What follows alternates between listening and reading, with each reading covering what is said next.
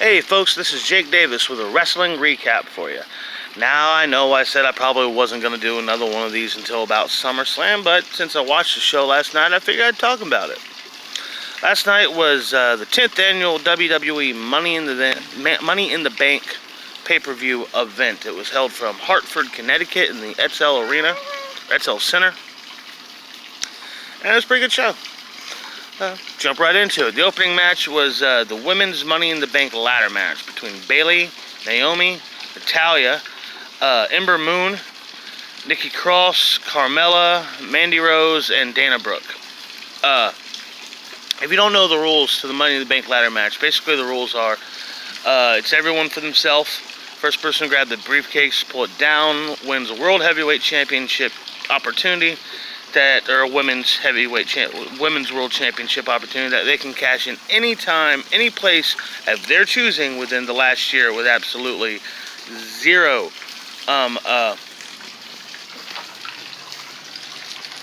exceptions. Give me that.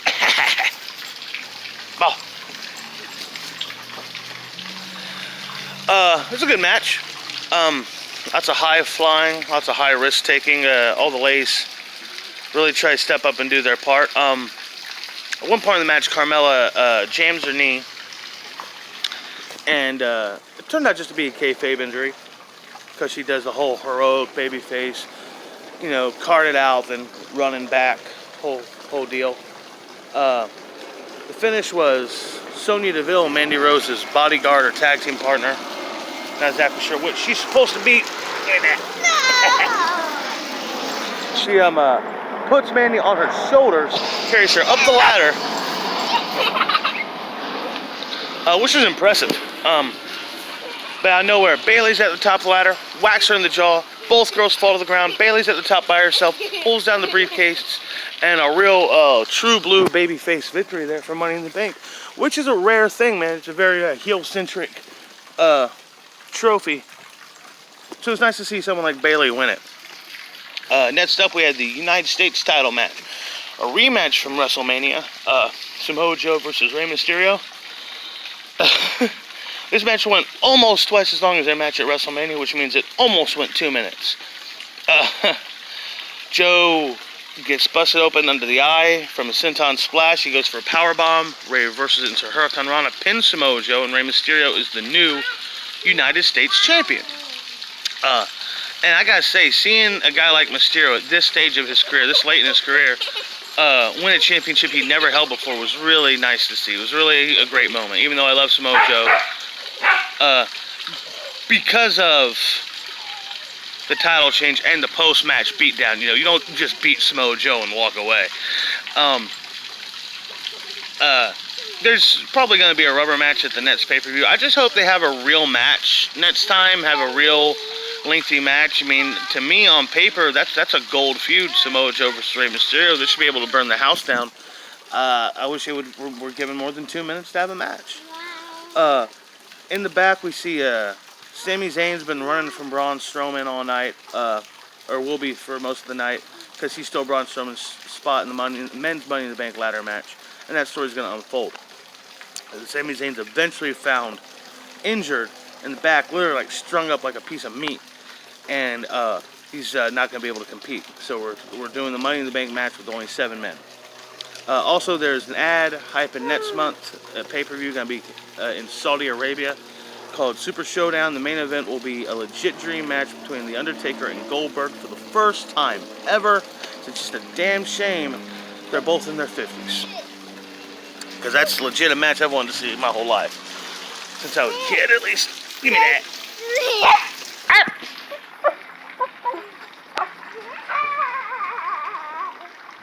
Get off the floor, Annie. Annabelle, get out of the dirt. Get out of the dirt. Next up, we had another WrestleMania rematch. The Miz versus Shane McMahon, this time inside of a steel cage.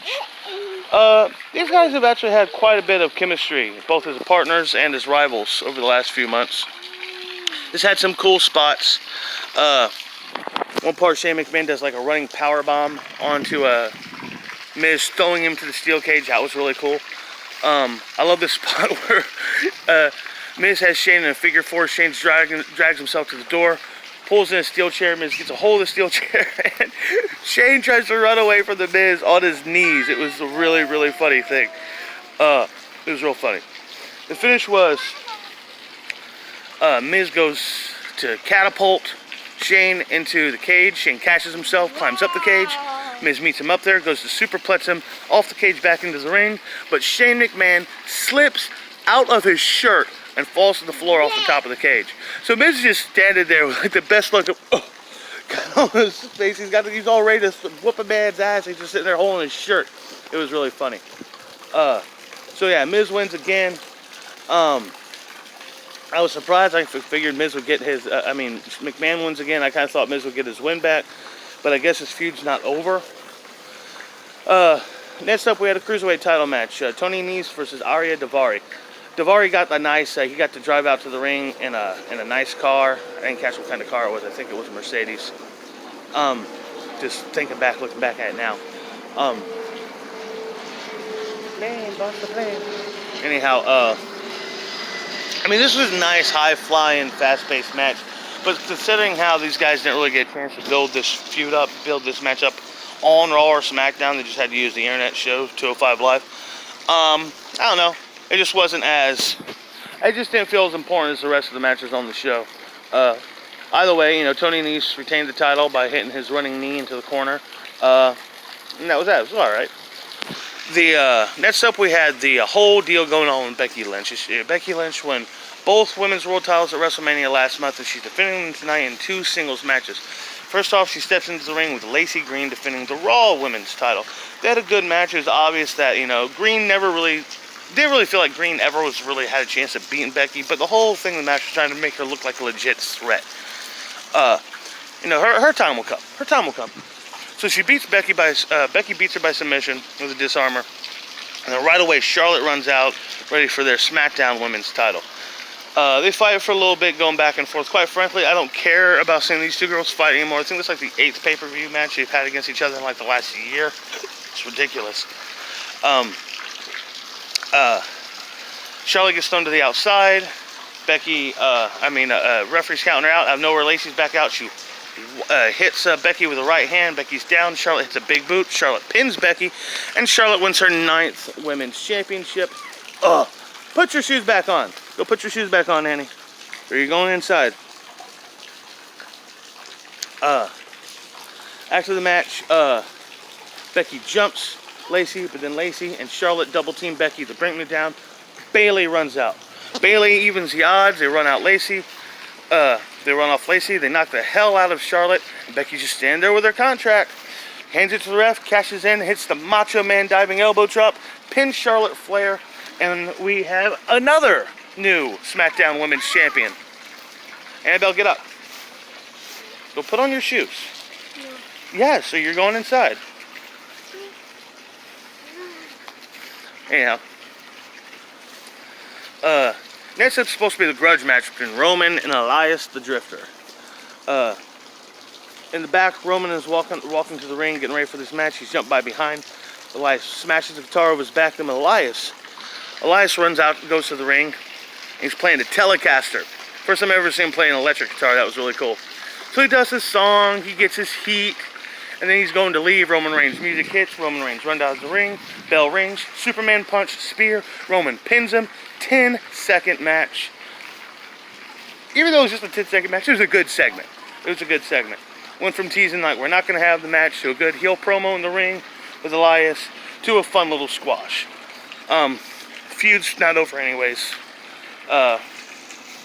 Next up was the WWE Universal Heavyweight Championship match. AJ Styles versus Seth Rollins. A bona fide dream match. Look at you. A bona fide dream match. This is by far the best match of the night and the longest, I believe. Annie, put on your shoes. Alright, we're going inside. Come on. Come here. Come here. Let me help you then. Anyhow. These guys were a great match. They're feeling out, but since both guys are baby faces, it's that kind of thing. There's a lot of respect. There's a lot of that kind of stuff. Giving guys fair chance to get up.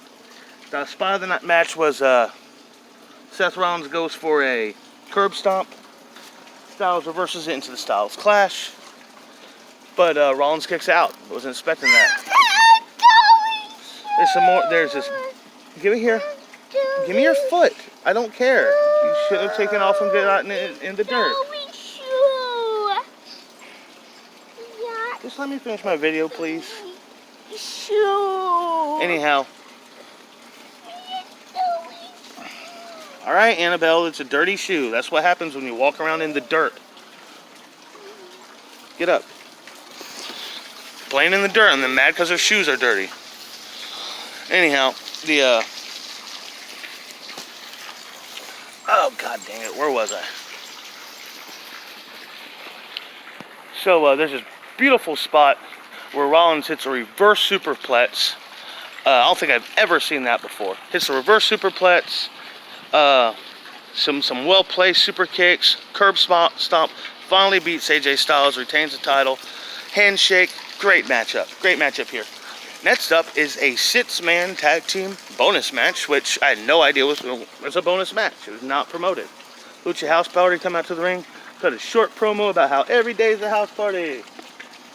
And then Lars Sullivan comes out. Lars Sullivan just squashes, beats the hell out of all three of them. Something happens at a point where I guess somebody got a good lick because Lars was bleeding from his head, but he just destroys all three of these guys. Match never starts. Their opponents are never even announced or come out. And it was supposed to be a bonus 6-man tag team match, but it was just a segment of Lars Sullivan kicking guys' ass. Now, I enjoyed that. I thought it was funny and everything. I like Lars Sullivan. But it seems like after him destroying the Hardy Boys and Ron Simmons, 3 former world champions, it's just like, why is he messing with the luchadors? You know what I mean? Go after someone like Randy Orton or whatever. Next up, give me that. Was the WWE Championship match. Kevin Owens versus the champion, Kofi Kingston. Whole story of this was Kevin Owens trying to pretend to be Kofi's friend, got close to him, then started attacking at Xavier Woods. Now it's all for the title. This was a good match. Lots of close calls, lots of near finishes. Kofi hits a Trouble in Paradise as Kevin falls outside the ring. Kevin hits a Stone Cold Stunner. Kofi's in the ropes. Kofi finally hits a second Trouble in Paradise, pins Kevin Owens in a really, really good match. I'm glad Kofi retains the title. I was really afraid he was just going to have like a 1-month reign like they do with the guys sometimes. And now, finally, it's time for our main event of the evening. 7-man Money in the Bank ladder match. Baron Corbin, Randy Orton, Ricochet, Mustafa Ali, Andrade Cien Almas, the Intercontinental Champion Finn Balor, and well, who's the 7th guy? Oh, Drew McIntyre. Which is weird, I forgot him because he's who I thought was going to win. Well, they have a hell of a match, lots of great spots. I think my favorite spot of the match is when Baron Corbin throws Ricochet, I think it was Corbin who did, throws Ricochet over the top rope to the outside. Ricochet crashes through a ladder. Ali, Andrade, Balor, Ricochet, all 4 of them really pick up the high-flying spots, really crazy, dangerous stuff throughout this match. The finish was garbage. Ali has the match won. I wasn't rooting for Ali, but the man had the match won. He's at the top of the ladder, hands on the briefcase. Everyone else is down, and then Brock Lesnar's music hits. That's right, that second shit. Brock Lesnar's music hits, he runs down, pushes over the ladder, climbs up the ladder, and takes the briefcase. So now, I guess, once the bell rings, anybody is allowed to run involved and compete in a Money in the Bank ladder match. I thought that really, really sucked. So Brock Lesnar's Mr. Money in the Bank. And they gave one of the most prestigious things to a part-timer again. Overall, I thought the show was really fun, really good. My favorite match of the night was, as I said, the Universal title, Rollins and AJ. My least favorite match of the night was probably the Cruiserweight title, just because, I wasn't invested in it. Not counting squashes, I don't count squashes. Overall, yeah, I would give Money in the Bank a C+. I thought the show went long. I thought there were far too many short matches. And just Brock Lesnar coming back and winning put a bad taste in my mouth. Even though while the show was on, I most definitely did enjoy it. Anyways, I hope y'all enjoyed this review. Hope you like this stuff I do. Let me know if you want me to do one for next month. I'm telling you right now, I'm probably not going to do a video for the Super Showdown thing. As much as Goldberg and Taker is a dream match, they're old men, and the whole politics revolving that contract is really really icky. You know, that's a whole screwed up kind of thing. Anyhow, I'm Jake Davis, and I'll catch you on the fly.